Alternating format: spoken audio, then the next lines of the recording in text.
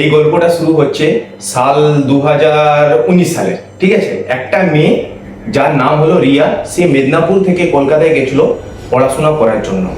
সে কলকাতায় খুবই নামকরা কলেজে অ্যাডমিশন পেয়েছিল, যেই কলেজটা প্রায় ওয়েস্ট বেঙ্গলের সবাই চেনে।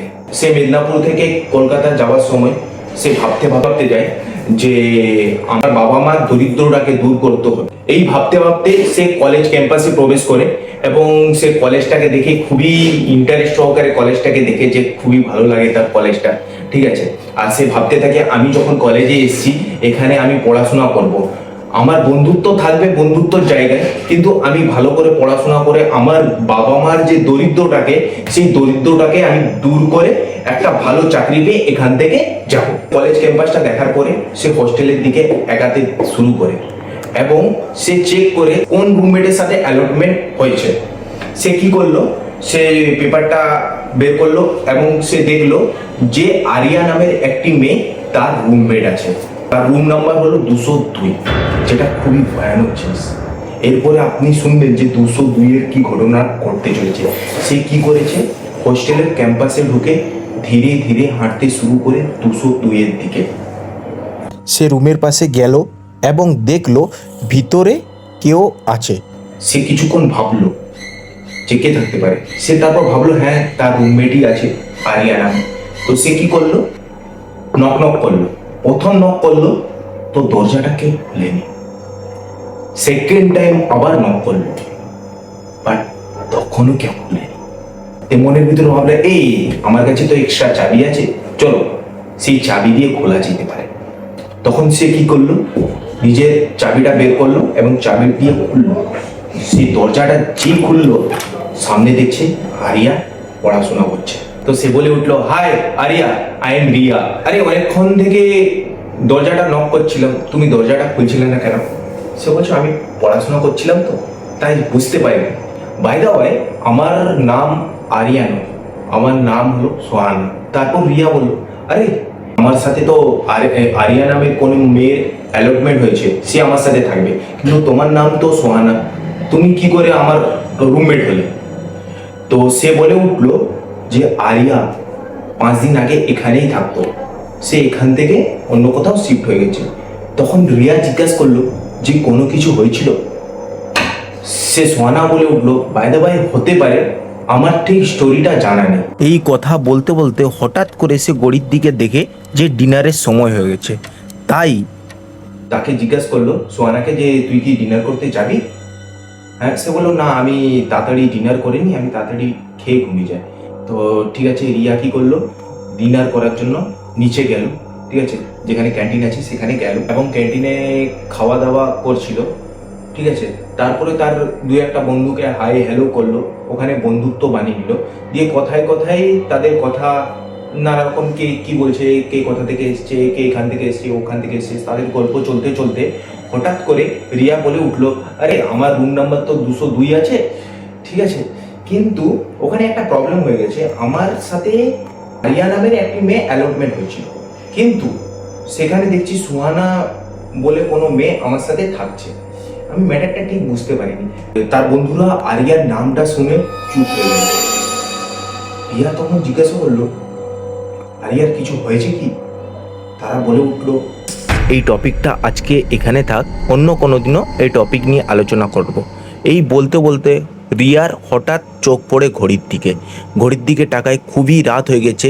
সে তাদেরকে বলে কথা কাল সকালে উঠে আমার কলেজ যেতে হবে, তো এখন চলে যাই ঘুমাতে। ঠিক আছে, বাই, কালকে আবার দেখা হবে। তার রুমের দিকে যাচ্ছিল, সে সেকেন্ড ফ্লোরে উঠেছে এবং একটা বড় করিডোর আছে যেখানে পুরো ফাঁকা, সবাই নিজেদের রুমে চলে গেছে। সে মোবাইল দেখতে দেখতে হালকা হালকা হেঁটে হেঁটে যাচ্ছিল।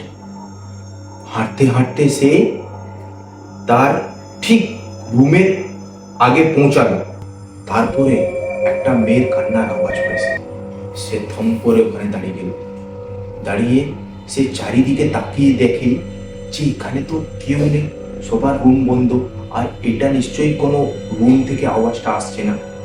সে আরেক পা আগালো, সে আরো কান্নার আওয়াজটা জোরে উঠে গেল। সে একটু থেমে ভয় পেল। সে চারদিকে দেখছে কেউ নেই, কার হতে পারে। একটাই নাম তার মনের ভিতরে এলো, যেটা হলো আরিয়া। সে বলে উঠলো, কে আছে, আরিয়া নাকি? তখন কান্নার আওয়াজটা চুপ হয়ে গেল, আর ওখান থেকে হ্যাঁ হ্যাঁ আমি আরিয়া। সে একবারে ভয়ে শক হয়ে গেল। সে কি করবে বুঝতে পারেনি। সে সেখান থেকে টানা ছুট মারলো নিজের দরজার দিকে। সে দরজায় গিয়ে জোরে জোরে নক করতে থাকে, কিন্তু দরজা কেউ খুলেনি। সে আরো ভয় পেয়ে যাচ্ছে। সে নিজের কাছে ভাবলো যে আমার কাছে একটা চাবি আছে। তাহলে সে চাবিটাকে বের করলো এবং চাবি দিয়ে খুলে দরজায় ঢুকে আগের দরজাটাকে বন্ধ করে খুলে দেখে সামনে সোহানা বেডের উপরে বসে আছে এবং ভয়ে থরথরে সে সেই গেটের দিকে তাকিয়ে রয়েছে। আর বলে উঠলো রিয়াকে যে তুমিও তাকে দেখলে না? সে বলল, না না, আমি ওকে দেখিনি, আমি শুনেছি। বলে, তুমি খুবই ভালো যে দেখোনি, তাকে শুনেছো। আমি এক সময় তো দেখে আমি থ হয়ে রয়ে গেছিলাম। রিয়া সোহানাকে জিজ্ঞেস করছে, এগুলা হচ্ছে কি, এখানে কি সব হচ্ছে এগুলা? সোহানা বলল, এই সব কিছু সেই ছায়া করছে, যার নাম নেওয়া যাবে না। বললো, তুমিও আর কোশ্চেন করো না, ঠিক আছে? না হলে আমাদের পরে ক্ষতি হতে পারে। তুমি এখন কাজ করো, এখন চলে যাও, ঘুমিয়ে যাও, কাল সকালে কথা বলবো। সুহানার কথাটা শুনে সে নিজে বেডের দিকে চলে গেল এবং মুখ পর্যন্ত তার চাদরটাকে ঘিরে জোর করে চোখ মুখ বন্ধ করে ঘুমানোর চেষ্টা করে। সেই জোর করে যখন ঘুমানোর চেষ্টা করে, তখনই দরজাতে জোরে জোরে নক হয়। সে আরো নিজেকে আটকে জোর করে চোখ টোক বন্ধ করে নেয় ভয়ে। সে বলছে, না আমি খুলবো না গেটটা, কিন্তু আবার জোরে জোরে নক করে। সে আবার ভয় পেয়ে যায়, এবার ভয়ে চোখ মুখ বন্ধ করে নেয় এবং সে বলে উঠে ভাবে যে এটা মনে হচ্ছে সেই আরিয়ারই আত্মা আছে যে ভিতরে আসতে চাইছে। সে তারপরে চিৎকার করেছে, কে, আরিয়া নাকি? তখন তার রুমমেট বলে উঠলেন, না না না, আমি সোহানা আছি, আরিয়া নেই। দেখলো এবং সে নিজে কনফার্ম হলো, দিয়ে ঘুমিয়ে গেল।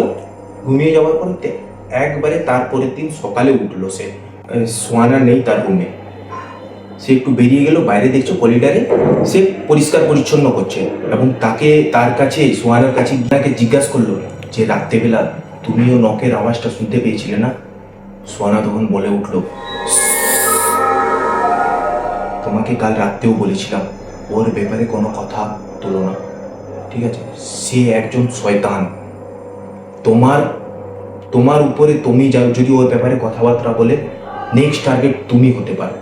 তাই তুমি ওইসব ছেড়ে দাও, এখানে পড়াশোনা করতে এসছো, পড়াশোনা করে যাও, ওইসব আলোচনা একদমই করো না। তখন রিয়া বলল, ঠিক আছে, আমি তার ব্যাপারে কোনো কোশ্চেন করবো না, কিন্তু কোনো প্রবলেম হলে তুমি আমার সাথে দাঁড়াবে তো, তুমি আমার হেল্প করবে তো? সোহানা বলল, আরে হ্যাঁ, আমি তোর বন্ধু, রুমমেট, আমি নিশ্চয়ই তোর হেল্প করবো। রিয়া সেই কথাটা শুনে সে চলে গেল তার রুমে এবং সে রুমের টেবিলে পড়তে বসলো। পড়া ঠিক 7টা বাজে। 7টার সময় আবার সেই দরজাতে নক নক, জোর করে নক নক আওয়াজ পেল এবং সে দরজার দিকে এগিয়ে যায় এবং দরজা খুলে দেখে কাল ডিনার যাদের সাথে করেছিল তারা এসছে ব্রেকফাস্ট করার জন্য, ডাকার জন্য। সে তাদের সাথে তাড়াতাড়ি ছুটে চলে যায় নিচে ব্রেকফাস্ট করতে। ব্রেকফাস্টটা নিয়ে তারা টেবিলে বসলো এবং গল্প করছে। রিয়া তখন বলে উঠলো যে কালকে আমার সাথে খুব বড় দুর্ঘটনা ঘটেছে। তখন তাদের সঙ্গে থাকা একটি মেয়ে, যার নাম তানিয়া, সে বলে উঠলো, কি জোরে জোরে কেউ নক করছিল। বলে উঠলো যে তুমি কি করে জানলে? তখন মেয়েটা বলল, এটা আমার সঙ্গেও হয়ে গেছে। তখন তানিয়া রিয়াকে বলে উঠলো, আরে তুই 202-এ থাকিস না? রিয়া বললো, হ্যাঁ আমি 202-এ থাকি। তখন তানিয়া বলল যে তোর পাশের যে রুমটা আছে সেই রুমের দরজাটা দেখবি একটা চেনে বাঁধা আছে। রিয়া তখন বলে উঠলো, বলে হ্যাঁ আমি তো সেটা নোটিস করেছি, চেনে বাঁধা। যেই রুমের দরজাটা চেন দিয়ে বাঁধা আছে সেই রুমে কোনো না কোনো আত্মা এখনো সেখানে রয়েছে। এই কথাটা বলতে বলতে হঠাৎ করে তাদের ক্যান্টিনে জোরে একটা আওয়াজ এলো এবং প্রত্যেকটা মেয়ে জোরে চিৎকার করে উঠল।